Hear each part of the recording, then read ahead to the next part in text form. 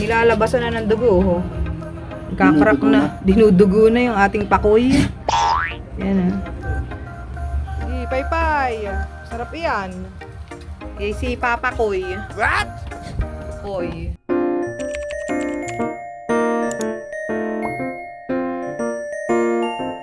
Ayan, good day mga chang. At ito at nag-iihaw tayo ng pakoy dito sa labas. Ayan nga po at matagal pa ito bago maluto. Mamaya pa. Ayan, gaalimpuyo na. Ang pako ay sarap. Galing Infante Quezon. Sobrang sarap po yan. Ihaw tayo. Ayun, may crack na siya, oh. Pero pag nag-crack na lahat, yan. Magka-crack ang gitna. Tapos din malalaman pag luto na. Kasi puro crack na. So, ito pala parang si ano, han eh. Si Aquaman, han eh. Balat, han eh. Kahit naman sunogin na.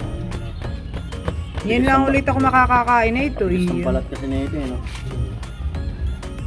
Pinang ko na luto, bunog. Ulo lang ito ginagamit niya. Sige. Sige ni, ikot. Papaypayan lang yan. Sige. Paypayan mo. Para maluto. Oh, hindi na mawari. Sige. Oy. Yo. Sarap. Nagbubula na yung mata. Ano eh? Isa'y dinudugo na. Isa'y nagbumula yung mata. Ano eh, Kurt? Gawin ako paypayan. Paypayan mo.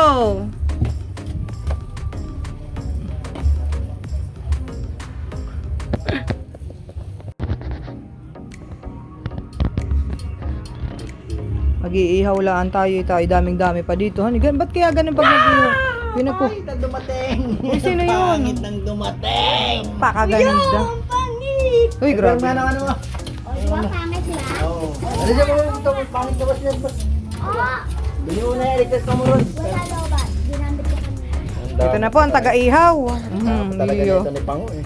Grabe naman Yes, talaga si yung mama taga-ihaw. mo. Dumating na? Ha? Wah! Ganda kasi. Sige, kaya mo Paano na. maluluto yan? Wala na. Kaya pa yung uling, hindi na. Kaya. Sarado na kami.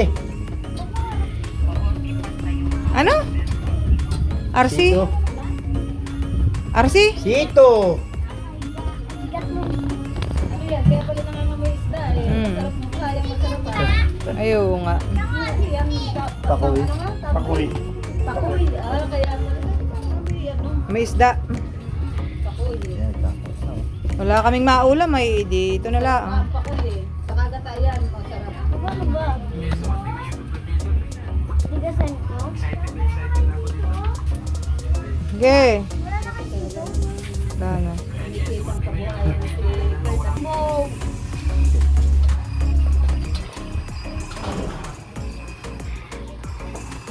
Ba, ay nakapagbili. Kami napanood mo to? Galing nito eh. Jen Pese. Yan, nakapagbili. Saya? Oo, galing na yan. Grabe si Kurt, nakapagbili. Ito isa, ito isa. Yung kotse niyan.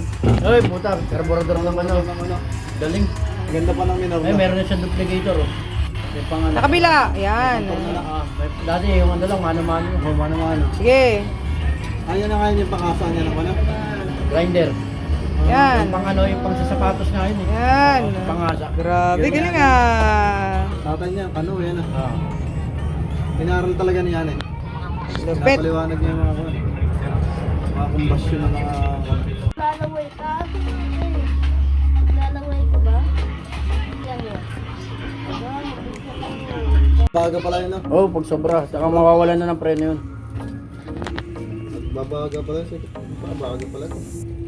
Kaya nga hindi dapat binababad yung preno sa ano. Yun, okay gayo pa kay Toto. Eh.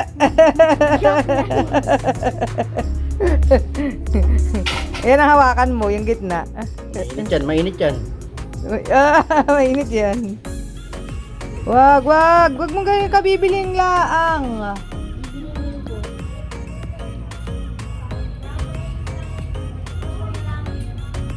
Ano naman ng klase.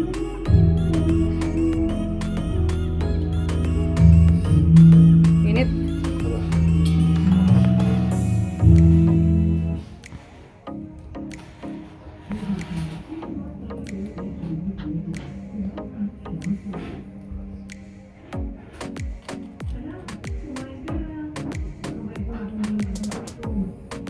Parang balat kasi.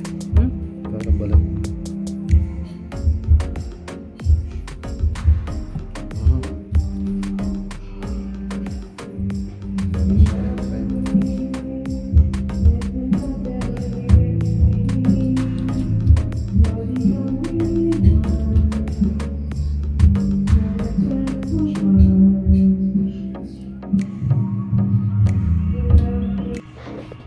Ayan, luto na po. Ayan, luto na po. Luto na po. Kakain na po ang bata. Ah, sarap ba yan? Ayan, at mamamalengke naman po tayo sa Marikina at mamimili po kami ng aming mga paninda para sa aming mga tapsilog. At ayan, kasama ko ang aking kapatid at siya po muna ang aking pinag-drive at sobrang busy ni Kokoy at siya po ay gumagawa ng motor kasama niya si Pre Michael, ang kanyang kumparing magaling magmekaniko. Ayan, at ito po yung aming way. Napakaganda po ng daan. At ngayon po ay hindi traffic at hapon po kami umalis dito. Ayan po yung riverbanks. At marami po kaming bibilhin. Bibili po pati kami ng mga itlog. Ayan. At dire-diretso lang po ang ating biyahe. At sobrang saya nga po pala ng ganito, oh. Yung nagra-rides, talaga namang maganda po yung paligid, ganyan, oh. At sana po ay next time ay makapag-drive din ako, at sa ngayon po ay ako'y nagpa-practice at gusto ko po na matuto talaga mag-drive. Ayan. At please support ng aming channel, ang aming YouTube channel, para po syempre, malaking tulong po ito sa atin. At dito po tayo nagpa-park. At ang parking po dito ay 25 pesos. Ayan. At dito po sa palengking ito ay minsan po ay nagtitinda sila ng lechon every Sunday. Pero depende po. Minsan po ay wala. Minsan po ay meron. Ayan. At sa frozen po tayo bumili, syempre, para mas mura po, pati po yung mga may chicken din po diyan, kaso nga lang po ay yun pong thigh and leg ang meron sila. Ayan po, dito po ako nabili ng itlog at dati po ay 170 per tray, ngayon po ay 185, tumaas na. At yun po ay mabilis ang pagtaas ng itlog. At dito po ako bumibili ng aming mga longganisa at saka yung Hungarian. Ayan po ang aming Hungarian, yung Carnival, at yan po ay masarap. Dito rin po ako bumibili ng lumpia wrapper at ako po ay nagbabalot ng cheese stick. Ayan po, at pauwi na rin po kami. Tapos na po kami mamalengke. Ayan, at ngayon naman po ang gagawin po natin ay dadaanan po ulit natin yung ating dinaanan syempre kanina. Ayan, jump packs na jump packs. At dito naman po ay ako po ay tinuturuan ng aking kapatid kung papaano mag-drive. At talaga po namang hindi pa rin po talaga ako, or hindi pa po talaga ako marunong mag-drive. Bali po, ayan po, sa loob po kami ng bahay. Sabi ng kapatid ko, atras abante lang po muna para lang po makuha yung tamang timpla or yung tamang paghawak ng manibela or yung sa sa silinyador, kung paano siya, kasi po baka mamaya ay mapalakas nga daw po. So aralin ko daw po munang mabuti para po matansya ko. Ayan, at yung kapatid ko po na si John Lester ang nagtuturo sa akin. At every Monday po ay ako po ay kanyang tinuturuan. Ayan, at sana nga po talaga ay matuto ako, kasi po para po ako na po ang maghahatid sa school sa aming anak, at syempre ako na rin po ang mamamalengke. At gawa ng pagminsan po ay kailangan ko ng halimbawa po ng karne, hindi ako makaalis at busy po si Kokoy. Ayan, at minsan po ay nakamalengke kami after 2 days pa, di out of stock po yung aming paninda. Kaya po mas maganda talaga may service para po anytime ay makakaalis ka para po mamalengke. Yun nga po, at kumuha po si Kokoy ng motor sa repo at yun po ay hinulugan namin ng 1 taon. At pinangalanan po niya yung kanyang motor na Tokyo! Grabe ganda ng pangalan. Sobrang laking tulong talaga ng motor dahil yun po ang ginagamit namin service pamalengke. Talagang pag may service ka, hindi ka talaga mahihirapan, gagaan ang iyong buhay. At iyon po ang ginamit niya pang Grab noong pandemic. At iyon po ay hinulugan namin ng 1 taon. At ayan po, nung simula nung nagkamotor siya, ay kami po ay madalas nang umuwi sa Quezon Province, sa Infanta. At ako po talaga hindi talaga nakakauwi dahil ako po ay talagang masusukahin. Antipolo pa lang po, sumusuka na talaga ako, as in talaga pong hanggang sa makauwi ako sa amin, yung bus, talaga pong grabe po ang suka ko, halos nasa 20 po ata, kaya talagang dalang-dala po ako umuwi. Ayan, at nung nagkamotor nga po, umuwi na nga, nakauwi na rin nga po kami. Ayun po, hindi na po ako nagsuka talaga ng madami, pero nakasuka rin po ako.